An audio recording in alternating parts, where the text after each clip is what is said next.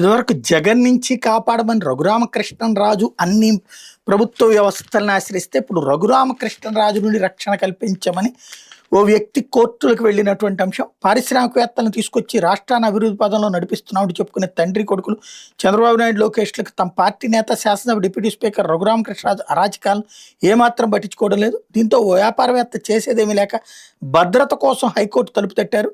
రఘురామకృష్ణరాజు కోట్ల రూపాయల మేర ప్రజాధనాన్ని రుణాలుగా తీసుకుని దారి మళ్లించిన వ్యవహారంలో తన వద్ద ఉన్న ఆధారాలను సిబిఐ, ఐఓకి ఇవ్వద్దంటూ బెదిరిస్తున్నారని, తగిన భద్రత కల్పించేలా పోలీసులను ఆదేశించాలని కోరుతూ వ్యాపారవేత్త మాదాల శ్రీనివాస్ హైకోర్టులో గురువారం అత్యవసరంగా లంచ్ మోషన్ పిటిషన్ దాఖలు చేశారు.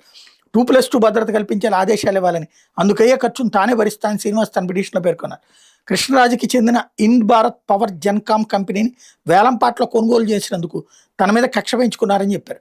ఇందులో భాగంగా ఇటీవల ఆయన మనుషులు తన ఇంటికి వచ్చి బెదిరించారని, ఈ ఘటనకు సంబంధించి తాను ఇచ్చిన ఫిర్యాదు మీద పోలీసులు కేసు నమోదు చేయలేదని పేర్కొన్నారు. ఫిర్యాదు మేరకు కేసు నమోదు చేసేలా గుంటూరు పట్టాపురం పోలీసులను ఆదేశించాలని కూడా తన పిటిషన్లో కోర్టును కోరారు. రఘురామకృష్ణరాజు డిప్యూటీ స్పీకర్ అయినంత మాత్రం ఆయన చేసే నేరపూరిత చర్యలకు చట్టపరమైన రక్షణ ఏదీ లేదన్నారు. మరోపైన కోర్టు సమయం అయిపోవడంతో ఆయన పిటిషన్ విచారణకు రాలేదట. క్రిమినల్ కేసులు వెంటాడతాయన్న భయంతో తమిళనాడులోని తూత్తుకుడిలో ఉన్న 189 మెగావాట్ల బొగ్గు ఆధారిత విద్యుత్ ప్రాజెక్టు కంపెనీ ఇండ్ భారత్ పవర్ జెన్కామ్ గతంలో రఘురామకృష్ణరాజు ఆయన కుటుంబ సభ్యుల యాజమాన్యంలో ఉండేది.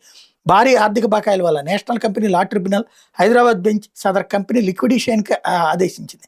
2022 మే 13 జరిగిన బహిరంగ ఈ వేలంలో నేను నా సతీమణి అనిత కన్సార్టియం 101.42 కోట్లకు వడ్డీతో కలిపి కంపెనీని కొనుగోలు చేశాం.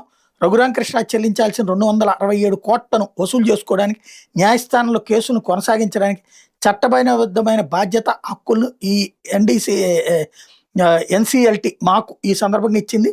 1185 కోట్ల బ్యాంకు రుణాన్ని రఘురామకృష్ణరాజు దారి మళ్లించినటువంటి వ్యవహారమే CBI serious fraud investigation office వంటి కేంద్ర దర్యాప్తు సంస్థలు కేసులు నమోదు చేసి దర్యాప్తు చేస్తున్నాయి. కంపెనీ ప్రస్తుత యజమానిగా, అధికారిక రికార్డుల కస్టోడియన్గా ఎస్ఎఫ్ఐఓ జారీ చేసిన సమన్ల ప్రకారం పాత రికార్డులు, లావాదేవీల చిట్టాలు, ఇతర కీలక ఆర్థిక పత్రాలను దర్యాప్తు సంస్థల ముందు ప్రవేశపెట్టాల్సిన చట్టబద్ధమైన బాధ్యత నా మీద ఉంది.